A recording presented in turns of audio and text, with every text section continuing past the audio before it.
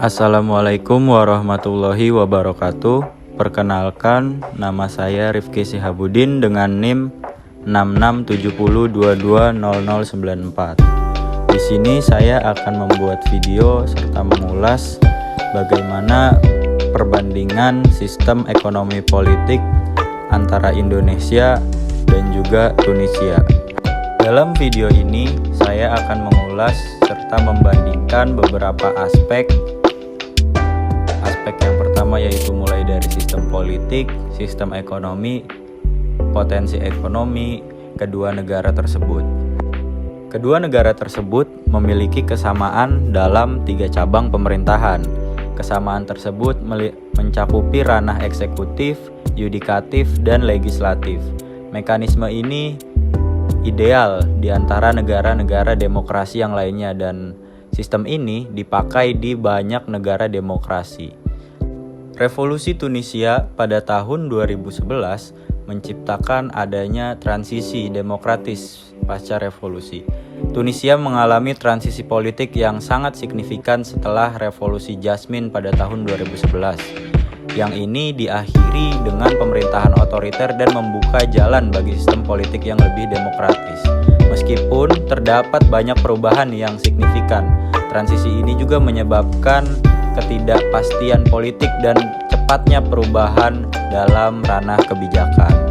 Indonesia mengalami perubahan dari rezim yang otoriter menuju rezim yang lebih demokratis dalam sistem politiknya. Hal ini terjadi pada tahun 1998 di mana Indonesia telah berhasil melaksanakan pemilihan umum yang teratur dan bebas, dan ini menciptakan banyaknya kemajuan-kemajuan yang ada di Indonesia. Stabilitas politik di antara kedua negara tersebut mengalami masa yang stabil di mana adanya sistem politik yang lebih demokratis menjunjung tinggi kemajuan-kemajuan yang ada di daerah. Contohnya di Indonesia adanya kemajuan otonomi daerah yang dimana mengimplementasikan kebijakan otonomi daerah yang memberikan kewenangan yang lebih besar kepada daerah untuk mengelola urusan lokal. Hal ini membantu dalam memperkuat stabilitas politik dalam memperhitungkan kebutuhan ekonomi dan aspirasi masyarakat. Selanjutnya, sistem ekonomi antara kedua negara. Nah, di Indonesia menjunjung tinggi sistem ekonomi kerakyatan yang berasaskan pada Pancasila, di mana ekonomi kerakyatan ini mencakupi beberapa hal. Pertama, pemberdayaan ekonomi masyarakat. Kedua, pengembangan koperasi dan usaha bersama. Ketiga, pengaturan pasar dan distribusi. Keempat, perlindungan tenaga kerja dan hak-hak buruh. Dan pengembangan ekonomi lokal. Berbeda dengan Indonesia, Tunisia menerapkan sistem ekonomi campuran yang menggabungkan beberapa elemen dari ekonomi pasar dan ekonomi terencana.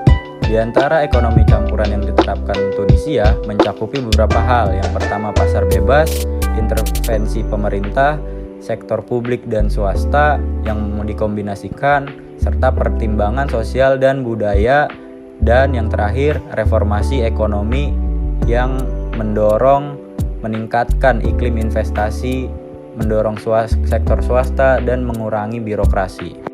Kedua negara ini memiliki potensi ekonomi yang meliputi pariwisata, industri, dan pertanian.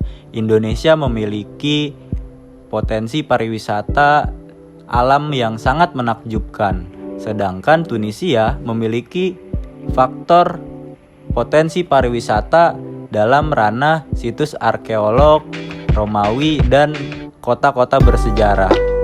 Dalam sektor pertanian, Indonesia sebagai negara agraris memiliki potensi besar dalam sektor pertanian dengan lahan yang subur dan beragam komoditas termasuk padi, kopi, karet, dan kelapa sawit. Sedangkan Tunisia memiliki sektor komoditas yang di dalamnya termasuk buah-buahan, sayuran, dan produk olahan seperti minyak zaitun dan juga anggur.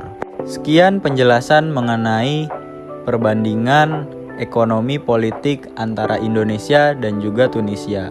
Terima kasih. Wassalamualaikum warahmatullahi wabarakatuh.